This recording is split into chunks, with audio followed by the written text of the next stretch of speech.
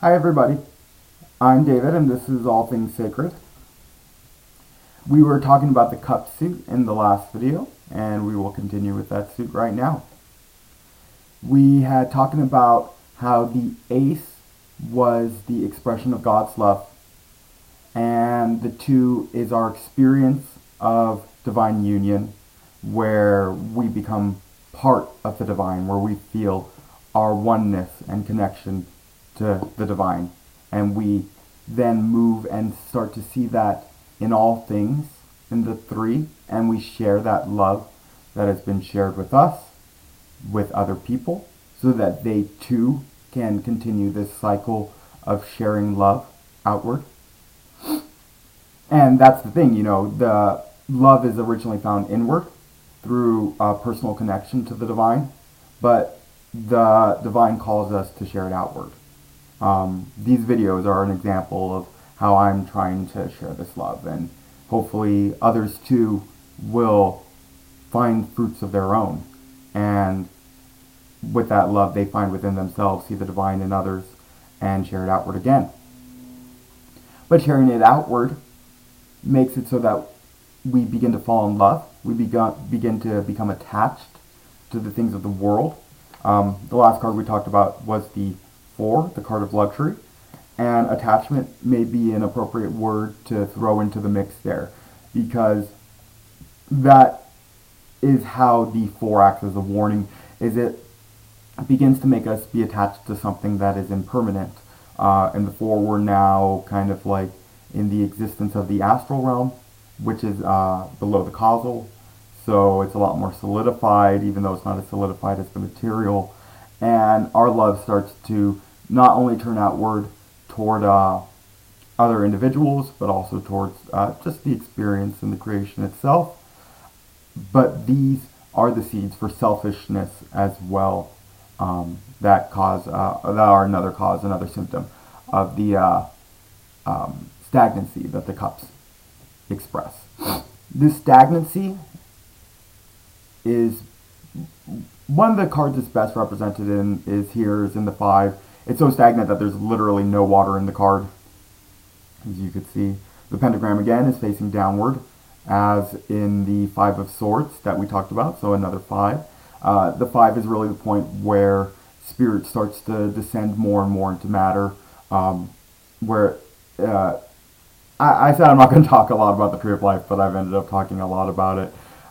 There's a triangle on top pointing upwards, and then right below that there's a triangle pointing downwards, and a second triangle pointing downwards, and then a single point below that. Here at the 5, we are within the triangle that's pointing downwards. The 6 is the bottom point of the triangle. It is a very good place comparatively to the 5, the 6 is, but the 5 has to have that movement to continue to push spirit to descend into matter. And this is found by us in the cup suit, giving our love to the senses. And whenever we give our love to the senses, you can see the name of this card is disappointment. That's what we get. The senses, sensual, sensorial pleasures will never fulfill us. They will never keep us happy. They are all temporal and will go right through our fingers, and we'll watch in agony over and over as we try to grasp this or that light. And we find here in the 5 the idea that we put a lot of effort into really achieving that happiness from these sense enjoyments, but that it's backfired on us, that our actions have acted like a boomerang, and now we're deprived of water, that we wasted our energy going toward all of these sense enjoyments, and we lost our vitality in the process. This could be anything from relationship to food to drug addiction to anything that brings one pleasure. And there's, again, as I mentioned with the 4, there's nothing wrong with seeing enjoyment and happiness and pleasure in the beautiful things of this creation. It's just that they blind us and make us forget that there is an eternal paradise within us, an eternal pleasure within us. But because the 5 does bring us to such a place of emptiness, of a feeling of lack, the 6 arises from there. The 6, again, I'm talking about the tree of life. The 6 sits on the middle pillar of the tree of life, directly connected to the ace. Here we are in the creation itself, below the causal realm, where things are a lot more able to be comprehended by the mind. And the mind here remembers that beautiful union it felt before with the divine in the 2 and sharing it in the 3. And it recalls that in this creation, in a living experience with other beings. And it manifests as this card called pleasure. Pleasure would look within a person like a compassionate being, someone who seeks after the enjoyment of their true self. And their true self they recognize as being a shared aspect of this divine play.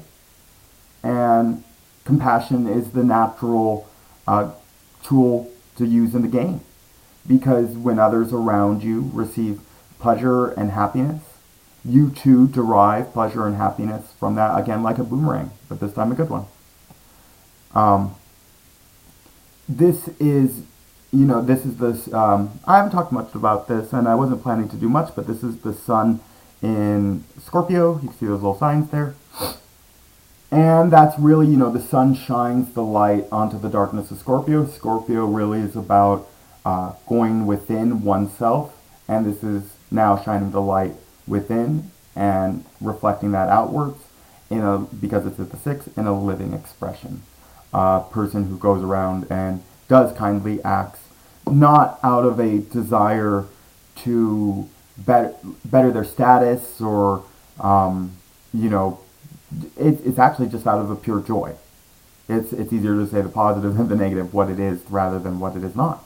And that joy of doing good for others is all the pleasure one really needs. We should strive to be like this. The 6s are a beautiful and shining light. In each suit, they are the savior energy of that suit. They are a representation of what that looks like within our mental sphere. And the mental sphere of one who is purified emotionally is one who seeks to offer compassion for others, not from a place of superiority, but from a place of unity.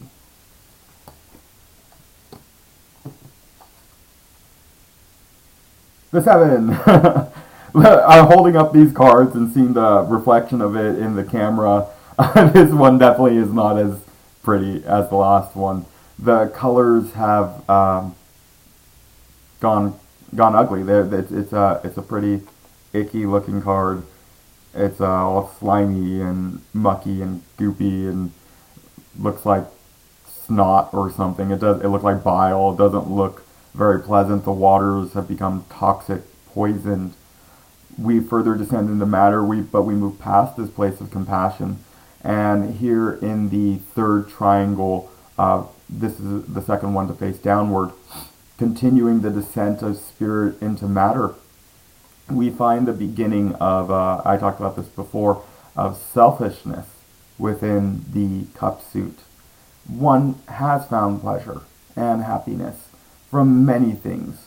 Their spirit with the divine, sharing that with others in love and abundance, in the beauty of this creation, in helping others in the 6, and even in the sense enjoyment, so they didn't bring much. At this point in the 7, though, because one doesn't normally move in their experience from the 1 to the 10, but rather from the 10 to the 1, starting at the bottom and going to the top. They have to get past this point of selfishness so that they can find that compassion for others if you're looking at it from the other way. They haven't really learned the lessons of sense enjoyments being empty yet, and that's why the selfishness can be so strong. Such a place you could really get stuck, and you could see how one could get stuck in a muck like this. they have found pleasure of a sort. They have found an enjoyment of a kind. But it's the kind that, again, feeds upon their vitality. It feeds upon the purity of these waters, upon their life force, upon their ability to take action and to accomplish any sort of victory or movement or progress even. These waters are the pleasures of a drug addict, truly. Whether that be an actual substance, it can even be an idea, although normally this card does relate to the physical senses as well. Some people do get a lot of enjoyment from mental experiences, though that's more so the 8 and the 6. This really is the extreme version of sense enjoyment. So not only a drug addict, but a sex addict or a food addict, someone who gains enjoyment from anything exterior to them, completely lost within it, completely forgetting their divine nature, seeing their only enjoyment being derived from these exterior things. This leaves one in a fairly desolate spot. It's an unhappy place to be. One will bounce from here to the 8 often because these enjoyments, these joys, do not satisfy. And because of that, one is left feeling even more empty than they felt in the 5. Because although there are waters in the 8 of Cups, separated, they're alone, they're solitary, they're isolated rather, they're unhappy. They're the waters of tears, of loss, of confusion, of indolence, of being unable to lift yourself up out of the muck and mire of the 7. And so you get trapped in your own mind games. That's why I said the 8 is a little bit more mental than the 7, because it's what is shared with the 7. And these mind games say that you have no happiness, that you are lost and desolate, and this shall be your fate. When one is in this card, they can delve into depression. They can be stuck in the worst of mindsets. It seems as though there's no love and no beauty in the world. But we learn from the sword suit that pain and suffering is a secret catalyst right before our eyes to allow us to dive deep into meditation and there find our divine nature in all its fullness. I would often explain this card by saying that throughout life we will seek pleasures from this or that light, and we'll walk. So essentially, we're walking around in a dark path when we're in the 8 of Cups, and we see a light off in the distance, and we slowly move toward that light. We grab it. We find that this little flame doesn't burn us. This little essence of vitality doesn't burn us, but it is exterior to us. That's key to this analogy. We grab this light and we nurture it, and it grows and it grows. This light might be a person or a way of being, a lifestyle that we may choose. It may be anything material, something that brings us enjoyment, such as even like a video game, or whatever it might be, anything that, some little thing even, that brings us joy.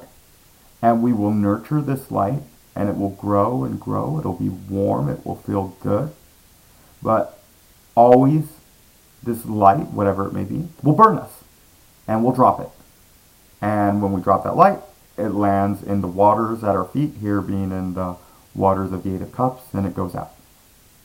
So we walk along again till we find another light, and another light, and another light. And they all do the same thing, some greater, some lesser. all end up burning out and become nothing but a whiff of smoke. We get despondent and we draw inward. We sit down in the puddles at our feet. Fixed.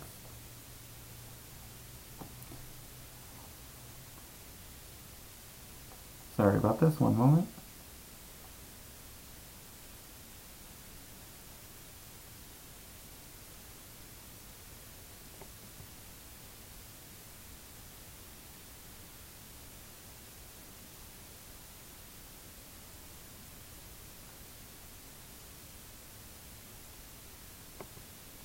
Okay, 1 sec, sorry. Thanks.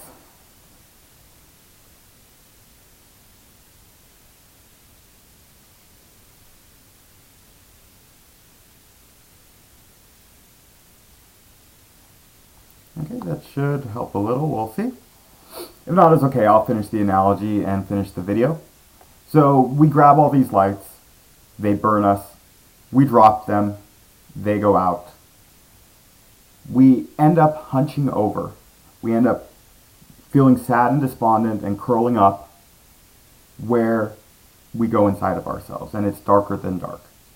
These are the depths of depression. This is the feeling of emptiness, the inability to get up in the morning to move out from bed. But if one continues, even in this darkness of depression, to go inward, there is the possibility, and I say this as I say anything from personal experience, to find within them a small light, a dim, forgotten light, that even though it too is in shallow waters, has not gone out and continues to burn. It's the light of divinity within yourself. And finding this light, one can bring themselves out of that depression. It truly is the only way to cure oneself of depression, is to find their divine nature, enter into that consciousness, and rid themselves of the seed of depression that's so easily planted, even after one cures themselves, so to say, of depression through another means. One has to go through an inner cure. And that's the lesson of the Eight of Cups. So, because the video has paused, I am going to stop there. Only a few more cards left, the 9, the 10, and the Court cards for the Cup suit. And then we will move on to the Wands. Thank you all so much. I love you all. And I will be seeing you again soon.